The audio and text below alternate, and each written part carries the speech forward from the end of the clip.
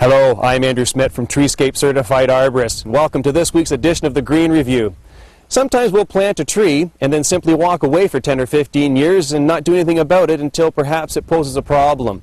When in fact, when a tree is young and in a juvenile state, it's the best time to actually get a head start on pruning the tree. And one of the biggest reasons why this is a good time to prune a tree is that it's small and it's very manageable. As you can see from the trees here behind me, they're small enough that we can actually either prune things from the ground or with a step ladder or very easily with just even a small pole pruner. Another benefit to pruning trees in a juvenile state is the fact that the material that we're pruning away is actually much smaller than that of a branch that would be pruned on a mature tree.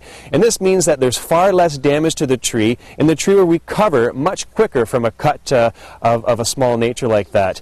One of the largest benefits of pruning a tree when they're this young is the fact that we can actually gain control and train the tree to grow in a way that we want it to. There's a few things that we want to gain control over. The first one is trunk development. Many times when the trees are left to grow on their own, as the trunk goes up to the top, it'll split out into 2 or 3 or even more separate stems. And if we let those grow to maturity, that union where all those branches come together will become weak and susceptible to tearing out and becoming damaged. So at a young age like this, we can actually get in there and prune all of those away and leave the one strongest leader to take off and lead the tree to a healthy future.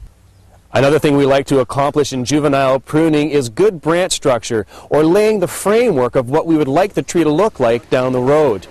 Something we want to really try to attain is a good scaffold appearance to the branches, a staggered look, if you will, so that the other branches coming in the future will have room to grow.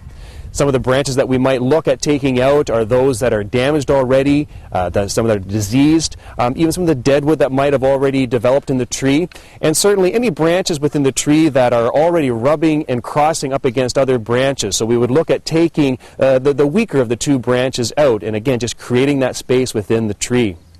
Now, to prune these trees, we're going to leave the chainsaw in the garage, and we're going to limit ourselves to just smaller hand tools, such as a hand lopper, hand secateur, or small hand pruners, as well as some of the longer pole pruners to get those branches that are high up in the tree, especially to gain that apical dominance that I was talking about. Some of those branches are likely to be 10, 12, or 15 feet in the air, so that's a useful tool to use.